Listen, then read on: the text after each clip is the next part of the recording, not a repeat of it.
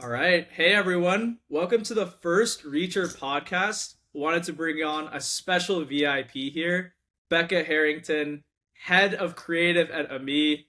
For those of you who don't know, Ami holds a special place in my heart. Super great friends with their founder, Julia. They're doing awesome things, but my intro wouldn't put them to justice. So, Becca, if you wouldn't mind just like telling us a little bit about Ami and yourself and what you're doing over there. Hi everyone, I'm Becca. I'm the head of creative at AME. I oversee content strategy for all of our clients, as well as manage the creative department. So I have my hands in a lot of different buckets. I'm constantly doing a lot of different things, but all on the creative side. Yeah, and I think one thing that Julia mentioned about Ami is like you guys have like a very specific value proposition. Do you mind just diving a bit more deeply into what kind of agency you guys are? Yes, so we specialize in marketing for TikTok, specifically for beauty brands at Sephora and Ulta. And we really value just delivering, top tier content to our clients. I feel like we've always been content first. And so the creative department is actually the largest department within our agency. And it really is our bread and butter. And so we really hold ourselves accountable for creating, the best content that we possibly can for our clients. Yeah. And for us in like the TikTok shop space, the reason why we wanted to bring on Becca first is because she's like the real expert at filming content. I think a lot of us in e-commerce, we like to go super granular into like all the KPIs, map out our marketing funnel, and just really optimize it. These are the kind of words that like, they make fun of me for it to me when I'm talking about, oh, so on. You're talking about scope creep, KPI, like just, shut up. It's not actually what moves the needle in terms of TikTok content. One thing Julia mentioned to me that was really interesting about like the whole staff is that all of you guys actually create content yourselves for the Yep. clients, but also a lot of you guys have done media buying as well. And so I find that super interesting because it's very rare that you meet creatives who understand what it looks like just creating the creative, planning it and doing account management with the client, and then also being at the end of it, serving ads behind that creative, looking at the results, and then taking it back to the beginning and optimizing it. So I think that's where Ambi really shines. They do TikTok shop as well, but just with the creative they put out there on TikTok, having strategists who've been end to end just takes their content to the next level. So, Yeah, that's actually how Julia discovered me. I was a content creator. I was fresh out of college, I couldn't get hired by anyone because I didn't have like 7 years of experience. But Julia found me. She saw the content that I created, and then she took a chance on me, which I'm forever grateful for. I actually started as an intern here and then just worked my way up. But I think it's really, really, really important to, first of all, like know how to make content yourself if you're briefing other people to make content. Because it's not as easy as it looks to, put yourself behind the camera and create a piece of content that not only performs really well for a client, but also potentially converts too. That is why all of us on the team are certified media buyers, because we have to know like all of these different aspects of like how the content works, how it performs behind the scenes, what gets people to like want to purchase a product. There's so many different things that goes into creating content that you don't necessarily think of if you're not a content creator. yeah, I'm excited to dive into all of that because like Becca, I suck at creating content. Like I It's tried. hard. It's so hard. Like I tried to make a few TikToks and I broke like 500 video views and I was like so excited. Obviously, like I Yep. bought the account from someone, so I had all the followers ready to go. Love it. And then at my previous job, they actually created an AI clone of me that outperformed me, like with a script. And then I was like, oh my God, like I suck at creating No. content.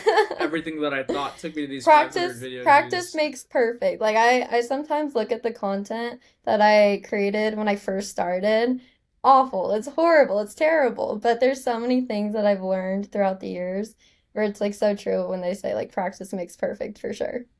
Yeah, and I'm excited to hear about that. I mean, I want to drill back into like how you got into a me. So, I know you didn't like explicitly mention it, but you're Mhm. one of the first employees ever at a me and one of It Julia's was. first hires ever, right? So, Yes. what I'd like to hear is like walk me through like what you were feeling and like what that process looked like coming in from like specifically creating content as a content creator, journey into a me, journey meeting Julia, like what did that look like? Definitely. So, ever since I was like 3 years old, I always knew I wanted to go into the beauty space. I was just always obsessed with it. I actually went to school. I went to FITM, Fashion Institute of Design and Merchandising, and I studied beauty marketing there. I got my bachelor's degree. So I knew that I wanted to be in beauty and I knew that I wanted to be on the like more business aspect side of things. I didn't want to be like a makeup artist. Even though I enjoyed doing it, I was always very intrigued by the business aspect. So after I got my bachelor's degree, it was really, really difficult to find a job. I didn't know that I wanted to go into social media until I did an internship when I was in school and kind of like fell in love with it because it allowed me to be creative, which is something that I thrive in. I've always been a very creative person. Um, but yeah, it was super difficult to get a job. I probably applied to like 500 companies. I'm not even kidding. And like I couldn't land anything. It was a very difficult time too because it was COVID. Um, so many things going on in the world. But I met Julia through a mutual friend of ours. Um, she was hiring for an intern. I was just looking for anything, honestly, internship, part-time job, anything. And so I met with her, and she already saw like all of the content that I was creating at the time on my page. And she kind of started out the call by saying like, "Oh, I love all the content that you create. Your page is so beautiful. By the way, you're hired." She started out our interview like that. And it was like, I was like fully prepped for like, legit interview. I was doing so many interviews at the time. All of them were very similar, except the one with Julia, where she just told me, like, oh, by the way, you're hired. And I was like, okay, cool. And like barely even did an interview process. It was very conversational, super chill. It was really exciting. It was very brand new to her agency. Like she only had hired Rio, our COO at the time, and then I was actually the next hire. So I didn't really know too much about the agency, and I also felt like I was kind of taking a chance as well because I was actually, interviewing for like these really big brands like Anastasia Beverly Hills and Benefit Cosmetics, and like I thought I wanted to be in one of those big brands. So like I felt like I was also taking a chance, working for an agency that wasn't very established quite yet. But I was just really excited for the opportunity and was just gonna take whatever chance I could get. And I started out literally just creating content here and then doing community engagement. So like responding to DMs and comments and tagged videos and all of that good stuff on the clients that we had at the time. That was a little over 3 years ago, and we've just skyrocketed from then. Every few months we would get a new client. I eventually became a creative account manager, where I was managing the accounts, and I was one of the girls who kind of like created that role, and all of our processes. And then after that, once we got a few more girls on the team, I became senior creative account manager. So then I started managing, which is actually something I've So never pause done before. pause real quick, Uh-huh. because I want to drill down just into the more early days real quick. So Yeah. incredible journey, right? Employee number two at me. I don't know if Julia told you, but she told me about your interview process, and she was just like, "Oh my god!" And like the first few minutes, I just knew Becca was like the person I was gonna hire, like second employee at the company, like no question in mind. So super high, like vouches for you a lot. I am curious, kind of starting at the content creator and then going into account management, right? Like, what did your like what did your profile look like in terms of the kinds of content you created? Like, what do you think it was that like really caught Julia's eye, for your style and the way you film specifically?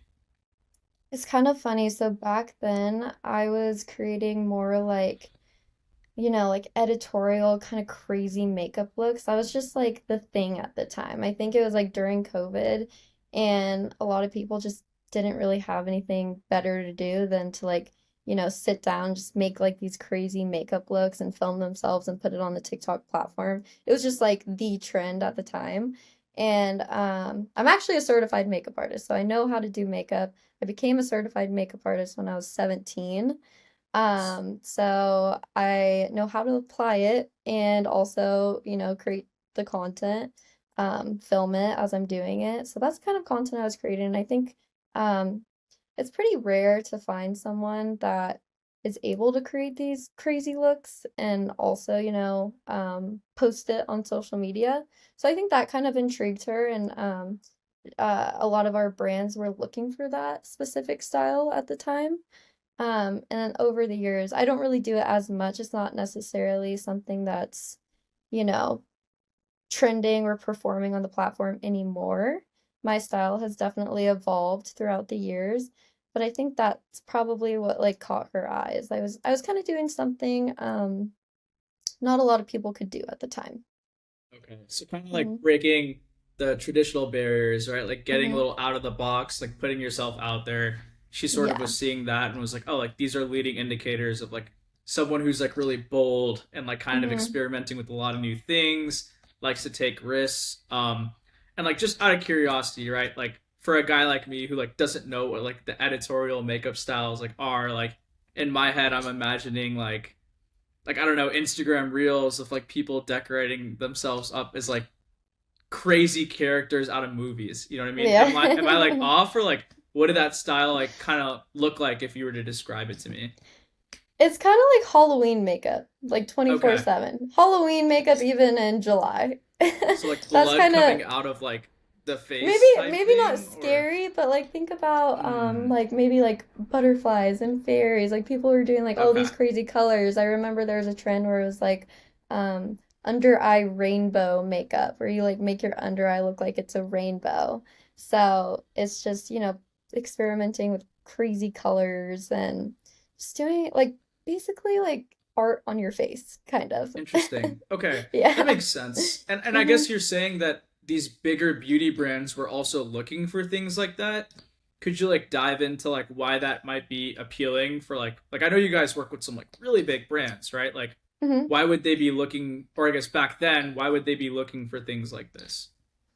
At the time, we had a few makeup brands, who their founders are makeup artists themselves.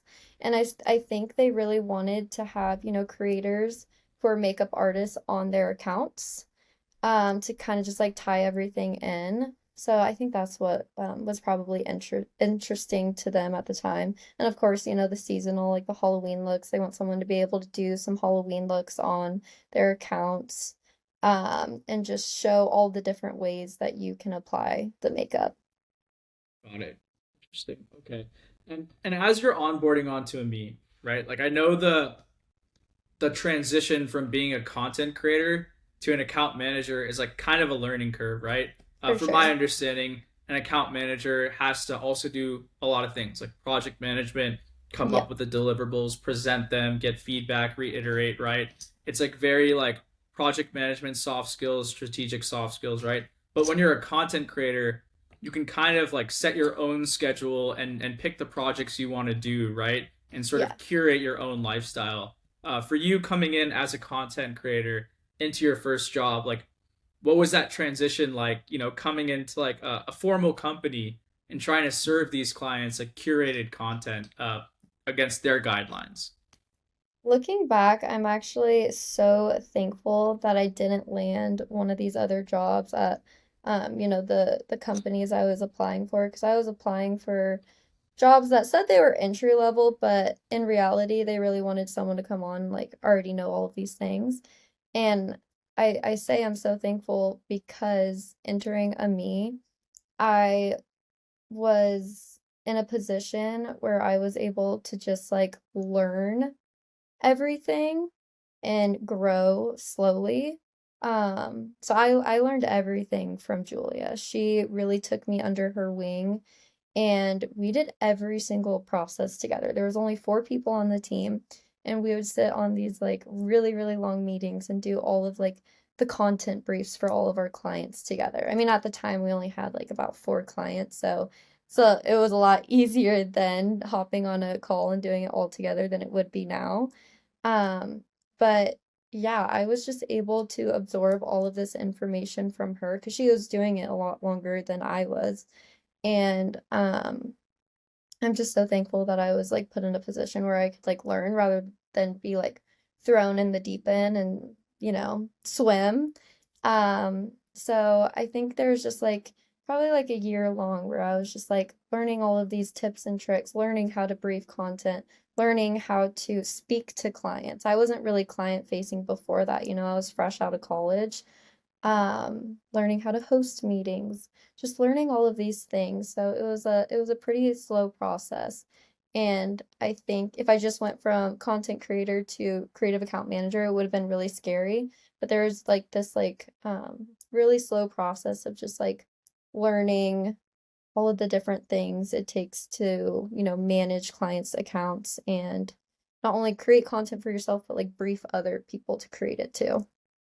Yeah. Okay. That makes sense. And it's pretty cool that like Julia like got to walk you through that. I know for Mm-hmm. me, like I've been in situations where I've just been thrown into the deep end and like, Yeah. I'm responsible for like a client churning and like that's my learning lesson. Yeah. So Yeah. that's sick that you got that ramp up experience there. I am curious, as you were starting to like learn, formalize, and sort of like I guess as we would say in tech, like productize like your creativeness. Like can you just walk me through like what that looked like? Like what goes into like turning, a very creative, like, non-scripted like TikTok video into like something you standardize and like repeat to a certain extent across, client projects? Definitely. Very good question. It's all about balance and it's all about testing and learning. So we're constantly, putting content out there. We don't know if it's gonna stick or not, I think being a content creator and being in the creative industry, you kind of have to be a little bit risky sometimes. But of course, you have to, balance all of these things. You have to balance what the client wants. You have to balance, what you think is going to perform well. You have to balance what paid team is asking for. So it's definitely all about balance, and it's a lot easier said than done to do that. And it's about learnings too. So we are all about analytics here, and we pay really, really, really close attention to what actually performs well and what doesn't.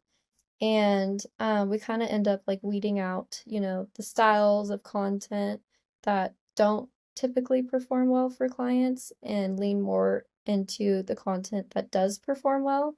And then afterwards, when you find like this one piece of content that performs really well, there's a million different like ways you can like spin it and, replicate it, but make it its own piece. Um, does that answer your question? No, no, no, definitely. Yeah. It's a good high level overview. I guess I'd love to just focus on like the first part, right? hmm When you're putting together a test or you're planning out a shoot, like what are the things you're thinking about and like how would you go about like explaining that process to I guess like a tech bro like me who has hmm no, content experience? I think there's a lot of prep work behind it.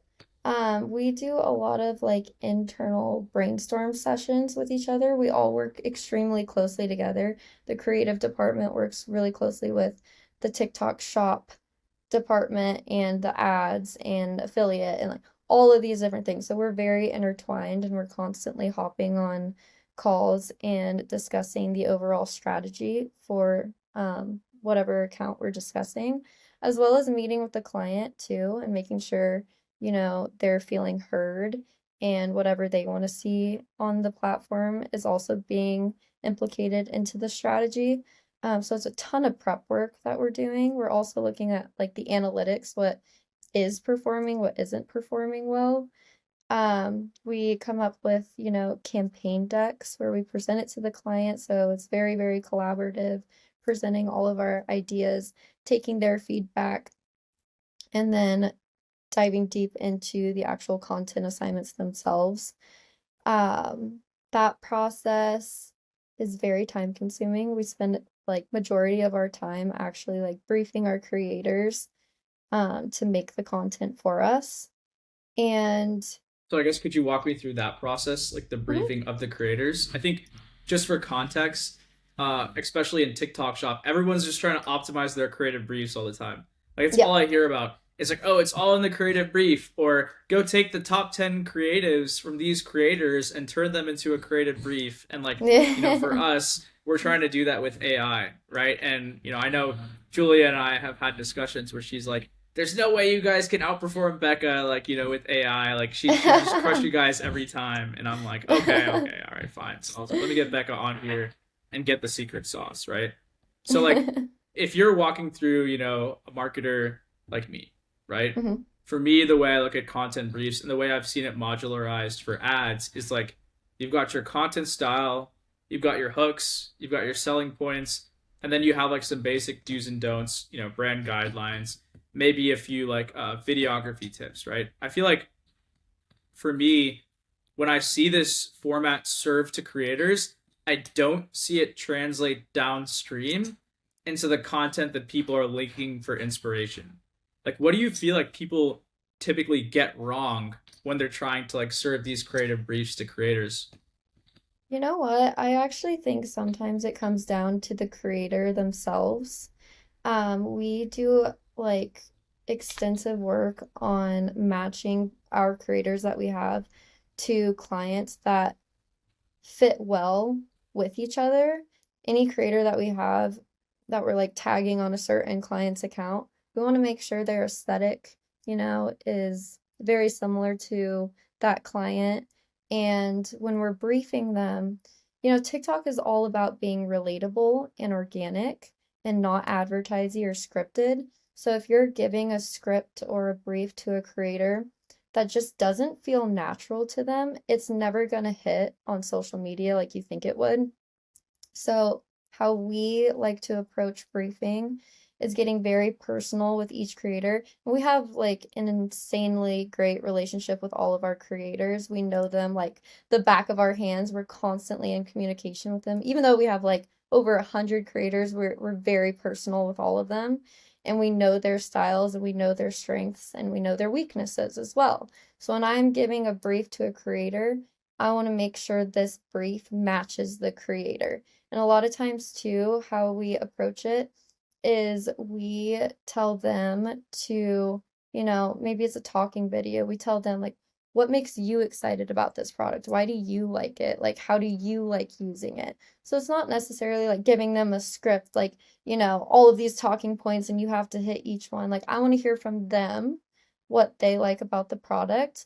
And I want it to feel like this is a piece of content that they would personally post on their platform, on their TikTok account, on their Instagram account, whatever it may be. So I think getting, personal and relatable is always going to resonate really well on TikTok. And that all comes down to the brief itself. It sounds like you guys are also talking to these creators and doing like some like pre-brief work, For right? sure, Like you're yeah. you're getting to know them as like a person. And I think like, a lot of people might use like a software like Reacher where it's just like, oh, I'm gonna modularize and reach out to like 100,000 creators a month, Yeah. right? Hmm. And maybe there's area for like us to improve or for a lot of e-commerce to improve because they're not getting to know the creator and they're missing like that sort of like UGC-esque area of the content, right? If this creator was mailed in the product themselves and like they went about and like posted it on their own, like naturally based off of their experience, like what would they say? Like I feel like Yeah. maybe that's what's missing. I am curious, right? So let's say you're talking to like a room full of marketers who like doesn't do this. What advice would you give them to like? I know this is gonna sound crazy, just to like form good relationships with their creators. I feel like a lot of people just like don't know how to do this. Like they'll just be like, "Hey, do you want a gift card?" or like thanks for your work. Here's Yeah. more money, or here's more of this. I feel like Hmm. that doesn't always equate to like true relationships with creators, but I could be wrong. I'd love to hear your perspective. Yeah, that's a very good question. And I think it's something that we've done that's just different from any other agency or brand that works with UGC creators specifically. I think, brands do a really good job at building relationships with their influencers, but when it comes to their UGC creators, maybe not so much. And we really pride ourselves on that relationship we have with our creators because they do so much for us that we want to make sure that they feel supported and taken care of. So a few things that we do that I feel like is a little bit different than maybe what other agencies or brands are doing is we actually host like creator trainings for all of our network of creators that we have. Because they have their own platforms and they're trying to build themselves or their social media accounts, and we want to give them like all of the tips and tricks that we have because within the agency we're all creators, so if like I discover some sort of like tip that I want to share with the rest of them, like I'm not gatekeeping around here, like I want them to be as successful as I am, so we Yeah, host trainings for them, and then we also have our clients host trainings for our creators as well, so they can directly meet with the brands, and maybe they have some questions, um and they want to speak directly to the brand. So we not only like, have a good relationship with our creators, but we also make sure that they have a good relationship with our clients as well, because they're the ones, making this content for our clients.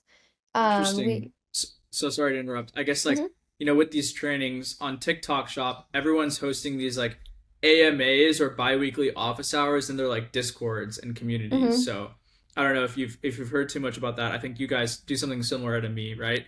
I mhm. am curious, when you're doing these creator trainings for your creators, like are you able to like walk me through like what like a ideal training session would look like? Like, is there any sort of like structure? Are there specific things that you find creators find useful in these trainings?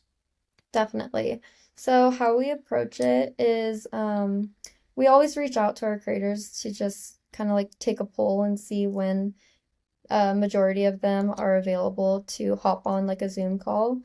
So we can get as many of them on there as possible. And if, some of them aren't able to join, we always record it and send it out to them so they can watch it later on their own time. But it's usually someone from our team, whether it's like myself or Julia, or we also have a creative strategist on our team.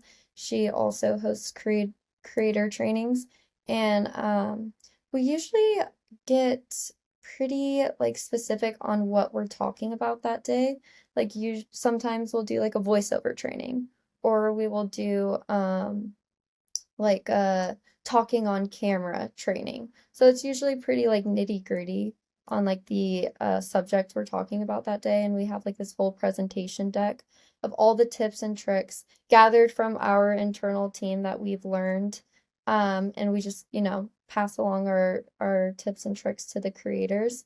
And then we always, like make it very collaborative. So, sometimes there's creators that have their own tips and tricks, and we always encourage them to, shout it out during the meeting and talk about it. Or we'll ask them, like, does anyone know of like a really good mic? That it has anyone been using like a really good mic that they really love? Because like I haven't been able to find one yet. Like, which one are you guys using? Like, what sounds like the most clear on camera and stuff like that. So make it very collaborative. Um, Always like allow them to like ask questions and all of that good stuff. And then yeah, like I said, we'll always like send the recording to them afterwards, so they always have that footage to go back to when they're creating their next piece of content. Interesting. Okay. And like, do you feel like creators even like these training sessions? Because I see a lot of creators like invited to like, Discords, office hours, and things like that, right? And like every single marketer like in the entire TikTok shop world is just like serving them more hooks and more angles. Like what do you think is like the core value for like these creators to even attend a session that Ami would host? we know that these are very helpful and that our creators love it because the feedback we get is so amazing and positive. They're always saying like, "Thank you guys so much. This is so helpful." Or we have like this whole Discord chat with our all of our creators. So we can talk to them, they can talk to us, and they can talk amongst each other as well. So they're always giving us such positive feedback. And, at the end of the day, they're trying to grow as creators themselves. And I think like any tip or trick they can get is just extremely helpful because it's very competitive industry. Like there's a ton of people that are trying to be content creators these days, and it's very, very difficult to stand out from the crowd and, make sure the clients are happy with the content and all of this good stuff. So it's really awesome to see all of these creators just like want to learn more and want to grow and expand their knowledge in this industry. Got it. That makes sense. It is competitive. Like the creator economy is like growing so rapidly. And then obviously, for me being an AI, even boosting that growth like further, it's just getting like out of control. Yeah. I am curious, like, what do you feel like let's say brands who aren't doing this, right? Like what are the consequences of not having any creator training programs like for your creators? Like what would that look like in terms of implications, lack of performance and stuff for a B? Like Mhm. I'm just curious for the brands that aren't doing it right now, like why is it bad that they're not doing it? I think I would say like don't be surprised if you get back content that you're not super satisfied with because, trying to tell the creators what you're looking for in a brief or via email, however you communicate with your creators, is a lot more difficult than it sounds.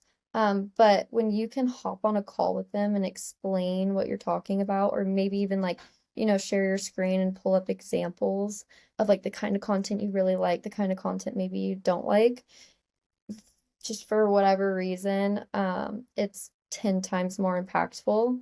So if you're not hosting trainings for your creators, definitely just I I would say like don't be surprised if you get that content that you're not super satisfied with. Interesting. And I guess downstream, right? Because I know you guys are involved with like the paid media teams and the account strategy teams.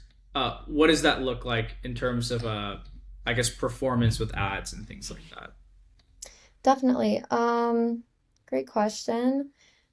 I think that we spend so much time internally, discussing the account, discussing what's performing well, what's not performing well. We're always in communication with our clients, but a lot of times, the creator isn't getting this feedback because they're not on our internal team. And what we were realizing is that content that we were creating internally, like myself, I'm an internal creator, is what we like to call ourselves if we're on the internal team and we're also content creators. Our content was performing like extremely well, but we were noticing that some of our external creators' content was kind of falling behind. And what we realized is that we're having all of these discussions with the client, what they like. We're literally in Ads Manager seeing what's performing well, what's not performing well. And so we were gathering all of these learnings and growing as creators and, time over time producing better content. But our creators were falling behind because they weren't getting this information that we were discussing internally. And so we wanted to figure out a way to gather all of this information that we have and pass it over to our external creators who aren't in our internal calls, if that makes sense. And after we did so, after we started doing these creator trainings and, having the creators meet with our clients directly, like we saw just the same results as an internal creator versus an external creator. Interesting. So I guess like are you saying that on these creator trainings you'll also give like them feedback on how their creative performed, like for the Yep, account? definitely. Yeah. Ah, We will do it either on a call or we have like these monthly newsletters that go out where we, show all of the creators whose content performed the best that month or, if a few videos went viral, we'll link them in there so everyone can see.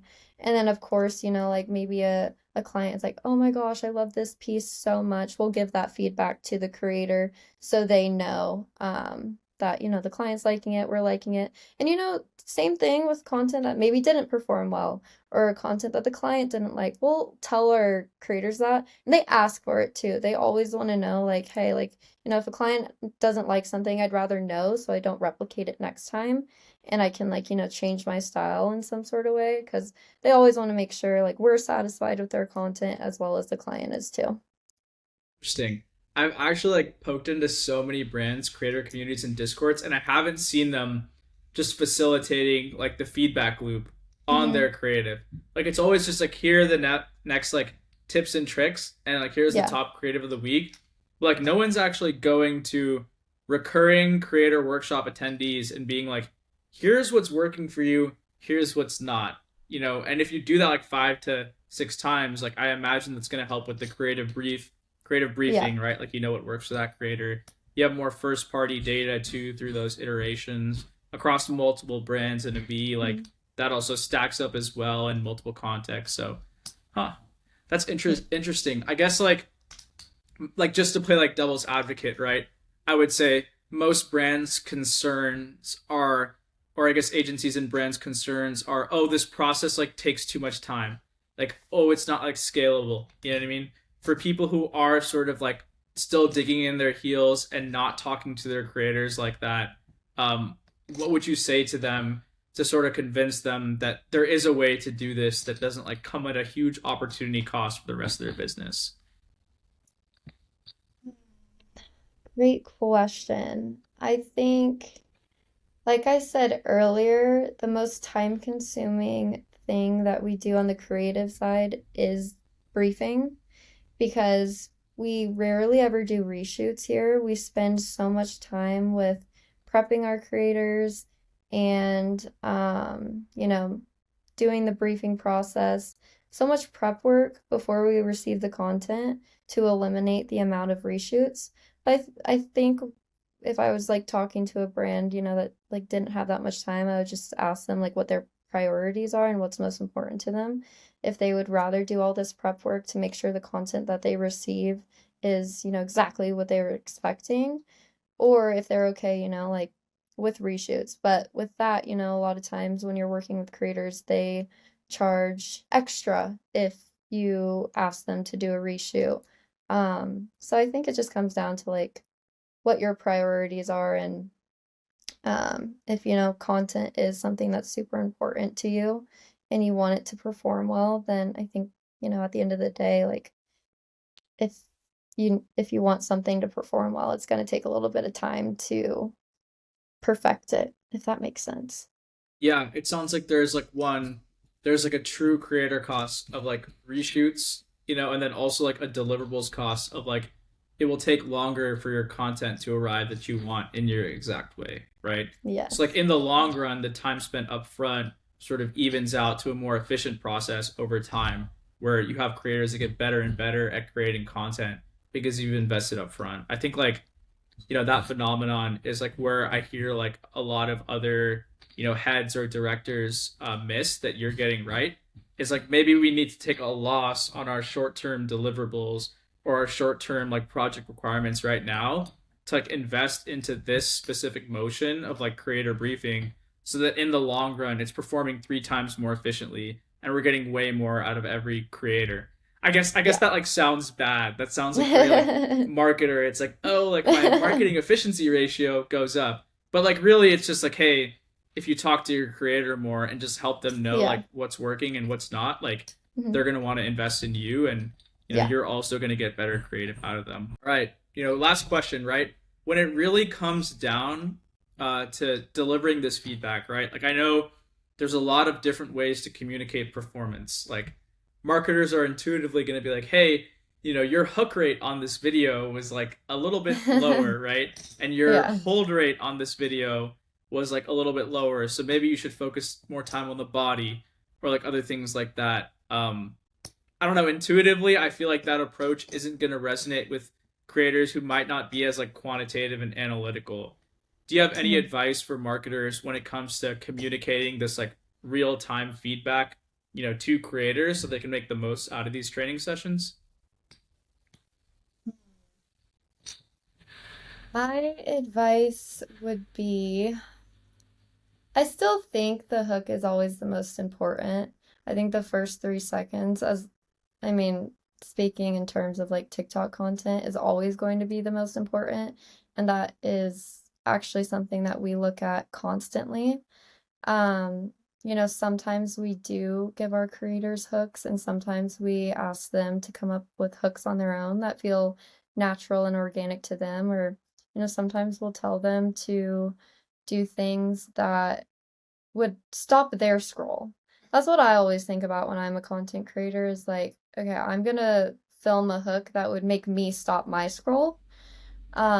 So just going back to like, being relatable, that's what I would communicate with my creators. It's like film it organically, naturally, something that just feels like you and is relatable on the TikTok platform.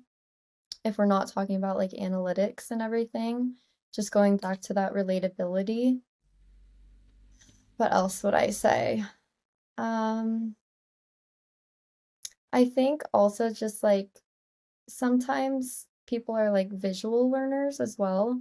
So sometimes what we do is we'll like scroll the platform and we'll search for videos that are already performing well, and we'll have our creators maybe recreate certain pieces from content. Like we never want them to like copy and paste, but maybe there's this video that had a really great hook, and we'll tell the creator like, replicate this hook and then do something else in the body. Or we'll say, like have the exact same lighting and filming setup for this video. And we'll give them like inspo links so they have this like clear idea of like what we're looking for, as well as like also looking at videos that are already performing well. Like it's already performing well on the platform. If you replicate it, most likely it's gonna perform well again with a different creator. Got it. No, that makes sense. I feel like those videography tips are kind of missing. Like I haven't heard people include like, hey, keep this exact lighting in your creative brief. Like, you know what Mm-hmm. I mean? Like I have looked at a lot of creative briefs and I don't see that often. So that's like a good element there. I guess last question here, when it comes to like leveraging, AI and like other technology, like how can brands, creators or agencies use tech, whether it's, Reacher or other tools, in their processes to deliver better results? I love AI. I think it's awesome. I think there's so many ways that we can use it. I know that there's a lot of people out there that are very skeptical about it. But personally, like for me, I use ChatGPT every single day, and I actually use it to help me with either voiceovers. I'll have it like, create like some sort of like very organic script so I can like read off of it, but it still sounds like myself. It doesn't sound scripted, so sometimes I'll use like ChatGPT for that. I've actually been playing around with like creating images using AI. And I think there's things that we could do there. I don't ever want to like take away, creators' jobs, basically. But I think there's like cool ways that we can like implicate it into our creative process and into our content as well. Not sure exactly how yet, something that, still like kind of navigating. Um, but yeah, I love AI. I think it's exciting. I'm excited to see where it goes. Um, but I would love for people to not be so scared of it and kind of like think of it more as like a helping tool. I think there's a lot of ways that it could like help us as creators without like taking away our jobs or anything like that. Love it. Great take from the creator herself.